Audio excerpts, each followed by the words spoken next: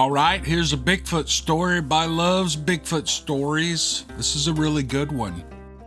My parents were antique dealers when I was growing up. My mother was raised in an outdoorsy family, and my father was raised on the streets of Los Angeles. My father had a rough upbringing and wasn't raised to be timid or nice. He was a Golden Gloves boxer. If he was ever afraid of anything, he didn't let it show.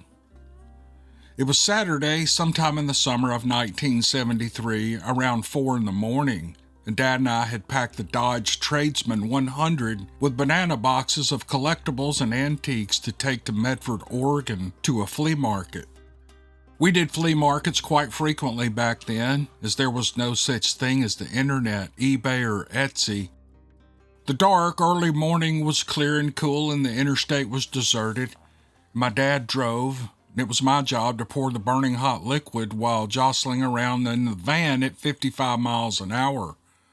And there we were, drinking our black coffee straight up and enjoying the silence, when in the distance we spotted a large figure standing on the northbound side of the road.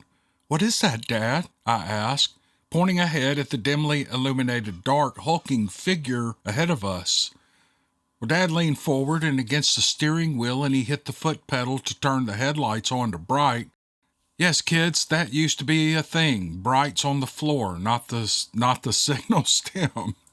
What we saw on that dark, lonely stretch of mountainous interstate changed me and my father forever. We watched in amazement and in stupid awe as this 9-foot-tall creature with a black head-to-toe fur stepped over the damn guardrail on 2 legs right in front of us, and it turned its massive torso and it looked at us. Let me say that until you actually see one, it is difficult to explain the feeling that it gives you. It's like everything you ever thought you knew was a lie. All told, the event was only about 10 or 15 seconds of life-changing revelation, but that was long enough. "Dad, what was that?" I asked. He hesitated and he chose his words carefully. "I don't know, but I can tell you it wasn't a bear." "Well, turn around and go back and let's get another look at that thing," I said. "No way," Dad blurted out. For the first time in my life, I heard fear in his voice. Well, we kept on driving to our destination and talking about what we saw, and eventually coming to the conclusion that it must have been a Bigfoot. It was that or the biggest man we'd ever seen in a hairy suit early in the morning alongside a deserted mountain highway with legs long enough that he could easily step over a guardrail. When you see one, your gut just knows. All of you folks out there who have seen one know exactly what I'm talking about. You just know. It doesn't take much evidence to change your perspective of the world. What my dad and I saw that early morning in 1973 turned us into knowers. We continued to fish and camp until my father passed away in 2001. We weren't afraid to go out in the woods, but we often talked about that day that we saw Bigfoot. And even today, I still get goosebumps when I remember the way that thing looked at us. Thank you for listening to my story. I enjoyed writing it. Oh, that's the best line of the whole story. She enjoyed writing it. I think that is awesome. That's a great story. And that's exactly how I've said it 1,000 times. This is exactly how I want to see a Bigfoot. Even if it just stops me, if I have to stop in the middle of the road to look at it, and then I will be a knower. I won't be a skeptic or a believer, or I'll be a knower, as so many people say. Which, that's one of the big platitudes that people use in the Bigfoot community. "Oh, I ain't no believer, I'm a knower." In other words, I seen one. I seen it. I've seen one. I get it. I totally get it. It's, if you see something like that standing in the road in front of you, she remembers the way it turned, the way it looked at her and her dad. It's probably like a video reel that just replays in her head over and over and over. I thought this was a great story. Thank you to the writer. It was wonderful. Thanks. Hey, thanks for clicking on the video. My name's Cameron Buckner. This is the Dixie Cryptid, or What If It's True podcast. If you like good stories, just good stories that just take you away to another world, you found your people, you found your place, and I'm glad you're here. If you haven't listened to my latest, not this one, but the one before this, I'll end screen it on this. It's a podcast I put up called The Hat Man. It's a fictional story written by a woman named Rebecca Lee Wesson, and she is a really good writer. And I think the production of that podcast is pretty good. I think you'd enjoy it. I'm going to end screen it. I want you to go back and listen to it if you're interested in that kind of thing. And that's all I wanted to say. We got 3 more stories left to go in this podcast, and I hope you guys enjoy them. All right, here we go.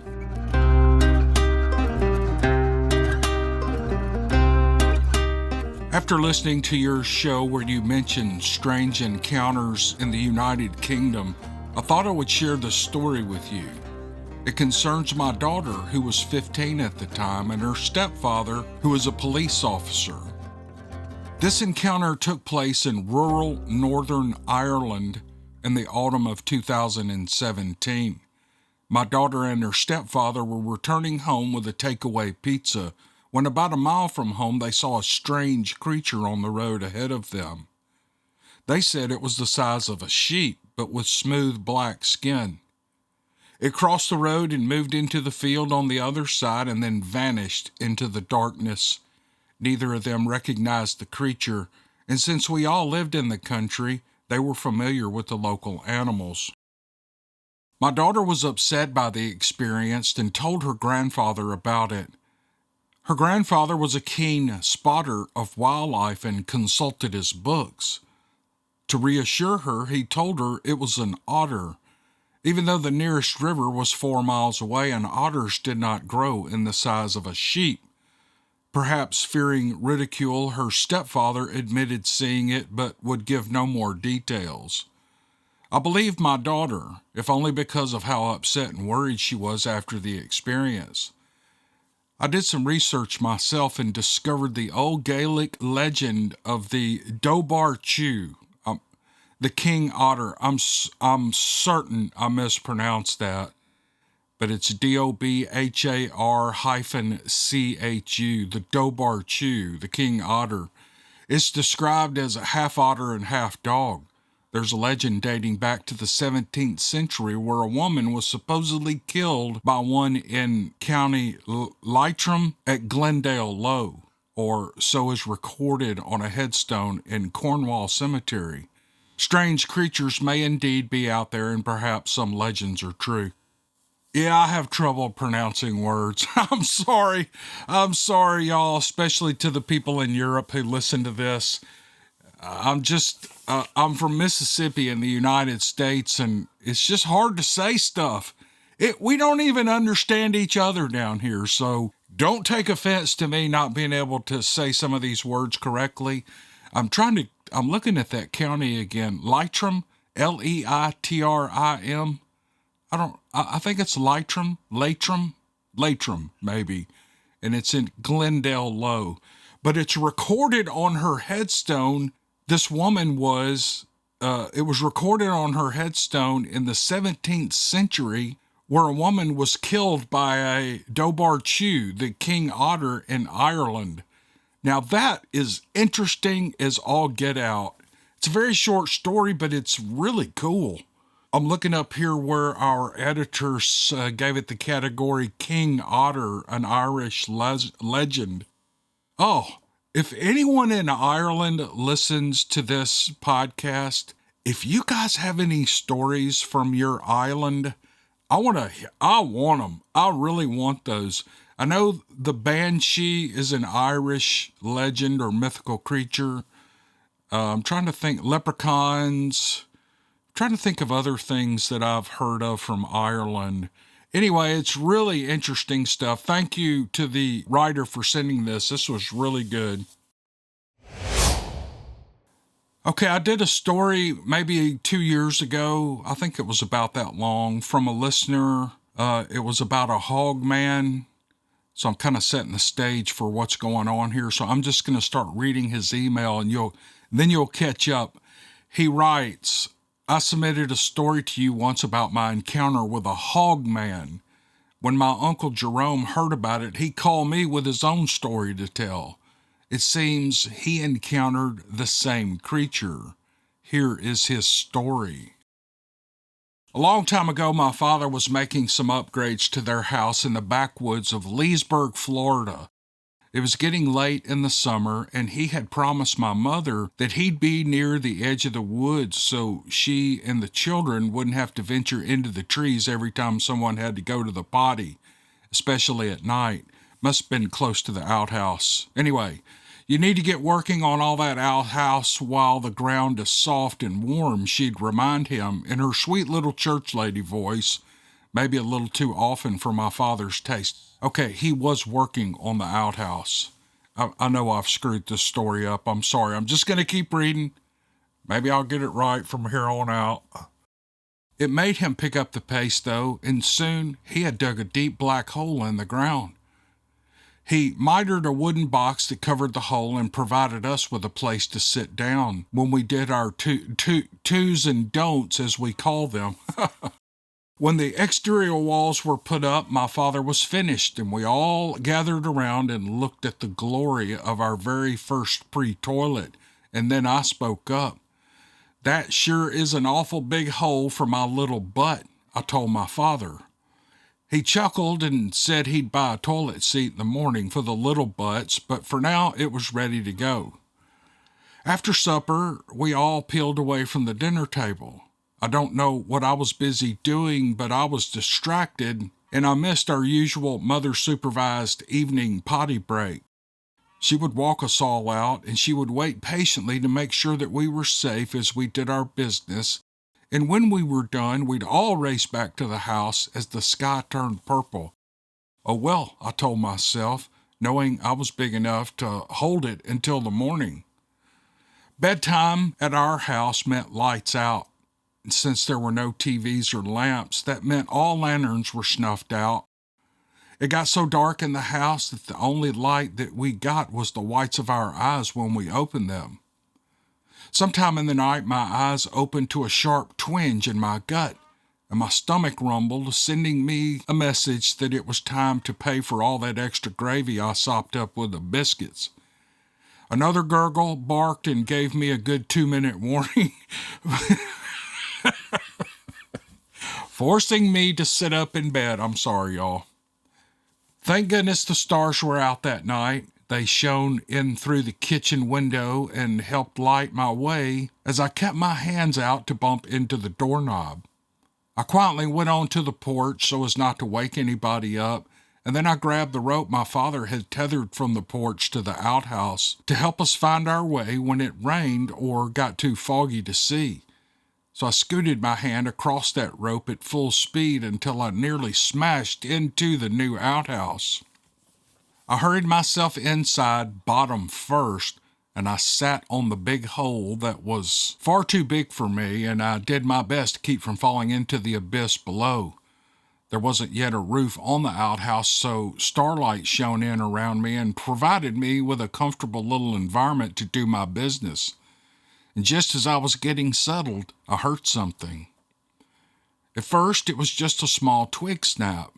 I didn't pay any mind until I heard another twig snap, this time much closer to the outhouse.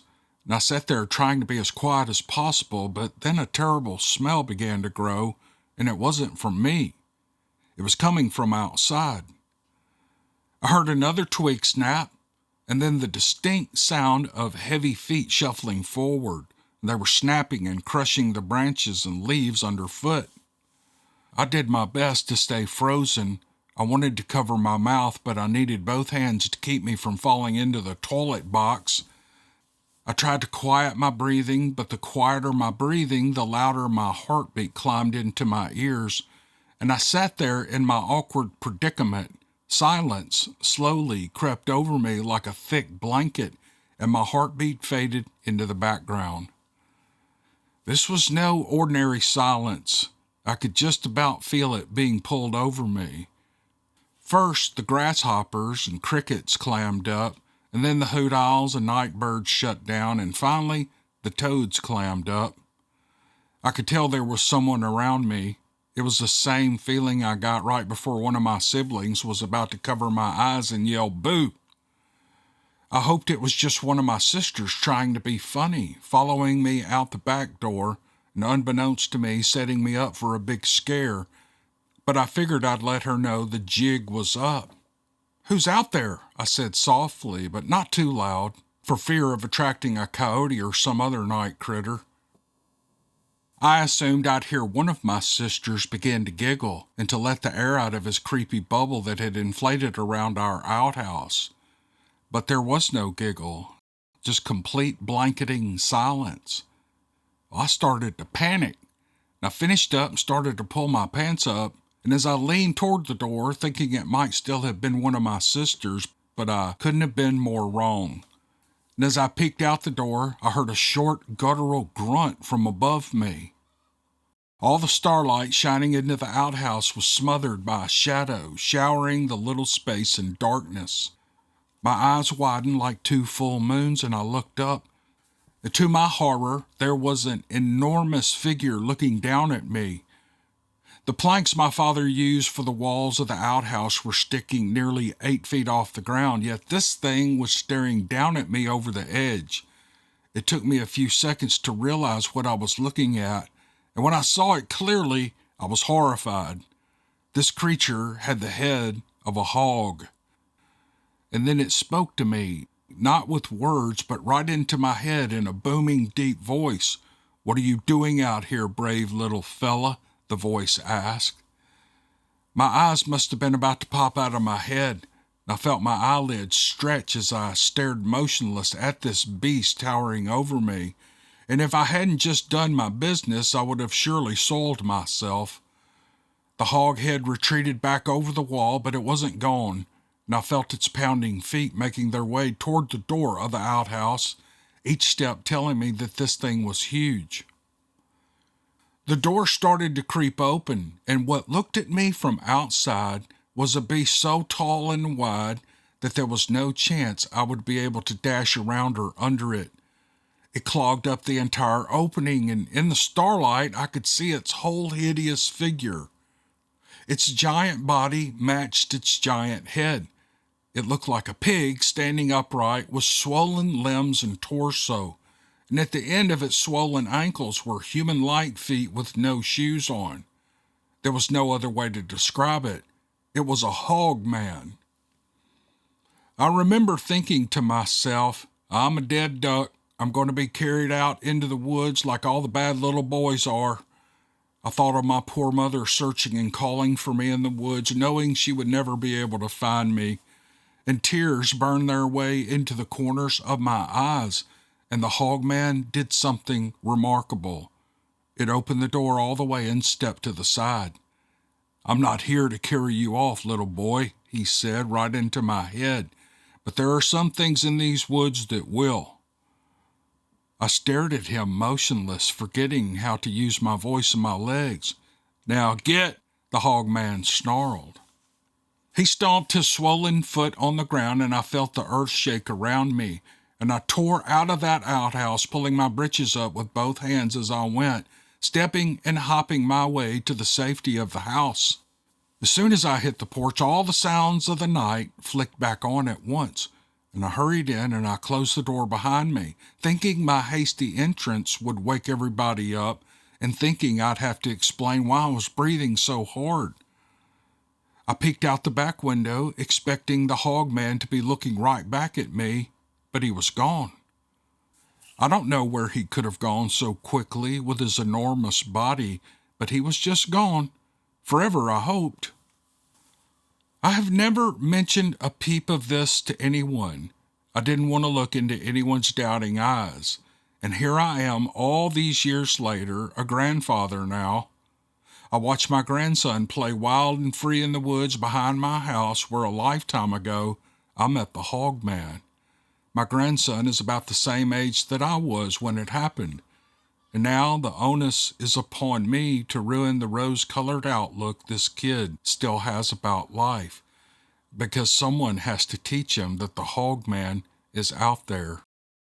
Oh my gosh, what an awesome story. I remember this Hog Man story. I've actually put pieces of it in some of the little shorts that I do, and I've gotten my AI account, my AI website to do some strange pictures. I might try to do that for the thumbnail on this story because I don't know, it seems like the first Hog Man story. Oh, gotta scratch my back. I got an itch. Oh, it's itching me. Y'all ever get an itch and wonder if you got a tick buried in your back? That's what happens to me, a big old green full tick. I'll pull my shirt up and let my wife look at my gross hairy back, and I'll say, do I have a tick on my back? Yes. And she'll go get a pair of tweezers and pull them off. I don't know why I thought of that. I have no idea why I'm telling you that. But if anybody's ever had a big green swollen tick on them that's been on them 2 or 3 days, tell me about it in the comment section. That happens to me about twice a year.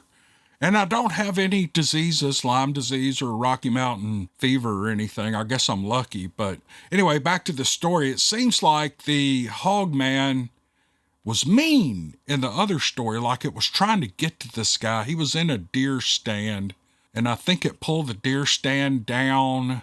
I don't know. I'll have to look it up. But this was a good story. It was really well written. And man, I was sitting on the edge of my seat the whole time I was reading this. But I appreciate the man sending it. This is the second story I've done for him. I think I've had this about a year. It was so good I wanted to get it up. So thanks to the writer. This is a ghost story. It's really good. It's really a good ghost story. So hang on. Some people call me a ghost doctor. Others call people like me intermediaries or middlemen. Some have called me insane. And I can't argue with that, I suppose. After all, you'd have to be a little crazy to want to delve into my line of work.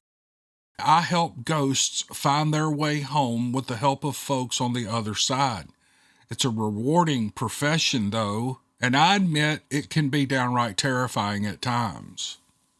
2 decades ago, I was in Florence, Italy, visiting what used to be an herbal apothecary, apothecary,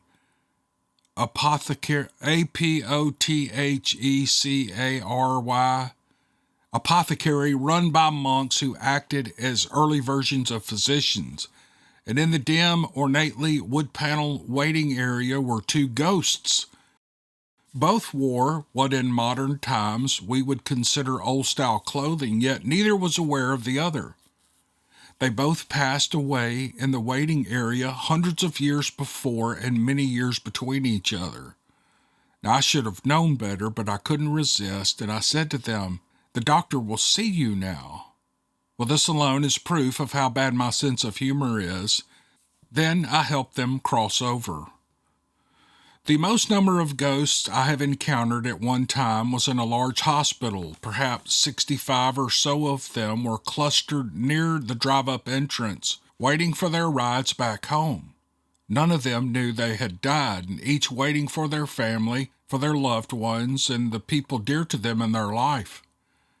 If I had helped but one of them cross over, the rest would have seen the light it produced and swarmed me. So instead, I called in help from the other side, which seemed to help get them crossed over. Now, mentally, I scanned the rest of the building for more, and I found perhaps 10 or 20 walking down the hallways, or just stalled in an odd corner here or there, holding their rack with an IV drip on it. We helped them cross over one at a time, and we called it a day. 2 months ago, a train running through my small town hit and killed someone. That someone must have known what they were doing, because it is hard to get to the tracks and very obvious when a train is coming. I don't like dealing with suicide ghosts, but I find satisfaction in doing so. They are in a place that looks and feels like a hurricane at night. It's pure chaos and confusion, and a reflection of what drove them to the end of their life. It is a good advertisement to seek help rather than assume that ending one's life will end it all. In this instance, I reached out in meditation to see if there was a ghost remaining from the train fatality that we could support in their crossing over. and I could not find one. But I did find myself caught in a main road about a block over. It was dark. There were no traffic lights flashing in the distance. No street lights filled the deep woods, and the trees were more dense. I realized then that I was seeing a view from the perspective of the ghost. Next to me was the town cemetery, which your audience may find interesting, is usually absent of spirits. On my other side, in the darkness, was a quiet and unanimated ghost. I knew what gut-wrenching emotions awaited me if I channeled into this person's situation, so instead, I respectfully kept my distance and I called in help from the other side. The ghost was quickly swept away, connected with the remains of its spirit. My viewport was then swept up into the next intersection where there was another ghost caught in a geological energy. It was an older man, and he knew he was deceased, which was not always the case with ghosts. He refused any help in crossing over because he was waiting for his wife, who had passed away nearly 20 years ago. After her death, he spent the rest of his life mourning, waiting to be reunited with her. But when he died, he carried with him the pain he felt from her passing. And though she was already on the other side, there he was, trapped in his heartache and waiting for her still. Such was the devotion of his love. In fairly quick order, I asked for help from the other side, and his wife appeared, and after an indescribably beautiful and joyous reunion, they both vanished. A wonderful imagery came into my mind of the two of them sitting side by side on the porch of an old farmhouse, and they were holding hands and enjoying the ambience in view of a lovely late spring day. Cups of lemonade sat beside them, the air was sweet, and there was a perfect light breeze. It was their personal sense of heaven. But my work that night wasn't over. I could see another ghost down the road a few blocks. I supposed it to be a ghost because it looked like a human crouching down, yet the figure was just a flat black void. Its dark shape had a thin outline of bright yellow light, so I supposed it had a little energy left. It was stuck at the edge of the parking lot, caught on some geological energies. My view carried me closer to it, and when it sensed me, it attacked. I was surprised, to say the least. It was the ghost of a large cat, and all I could see were the claws and the fangs going for my face and neck, and the spots covering its body. It was jaguar spots. They say every second with a jaguar is 60 stitches, which at the moment was easy to believe. So I called for help from the other side, but they seemed reluctant to assist because this was not a human ghost. I tried to make the point that the ghost was the recording of the life of a sentient animal and might therefore have some interest to spirit, which is where all ghosts end up. And with my argument, they took the ghost of the jaguar away. And in hindsight, I suspect the jaguar having a ghost at all was a mistake. Formerly, their natural range was about where the California-Oregon border lies, but a jaguar without a map to consult could have wandered off over 100 years ago without competition and become disoriented. I'm not going to say it was good to meet it, but I did learn something. I have come to find that ghosts are fragments of a person's spirit that feel they still have something to do. Ghosts tend to see things as they were when they were alive and are often reluctant to leave. But getting even the toughest of ghosts to cross over is doable with the right head, a good heart, and help from the other side. I have helped hundreds of ghosts cross over through the years, though lately I deal with fewer of them. There is often a heart-wrenching or brutal story behind their death, and knowing too many details can make it difficult to stay objective, which is critical in my line of work. Some of the ghosts' history comes across as physical and emotional pain, and even though I know it's not mine, there is a limit to how much I'm able and willing to take. So I try to show love and compassion to the ghosts for what they have been through, as doing so eliminates the conditions we were dealing with. I also try to love everyone living, though I have to admit I'm not at all good at that. One thing I've learned from the many encounters I've had is that your actions in life, every good and bad deed you've ever done, every time you apologized or decided not to, every time you helped or looked the other way, all seem to carry over in one way or another to the other side. There is a good lesson in that. Try to be a good person. It may get you further in the afterlife. Warm regards, and she signs off on the email. Y'all may have heard me say this before, but I don't believe in ghosts. I've never seen one. I know people like this writer claim they engage them all the time, and that's fine. And that may be the truth. I've just never seen anything like this. Nothing at all. And some people might say, well, you're not open to it. You're not clairvoyant. Is that the word? Clairvoyant? Anyway, I'm not a medium. I guess I'm just stupid, but, and I believe in one God, one Savior. That's my belief system. And I believe we're either here or there. We're either here or there. We're nowhere in between.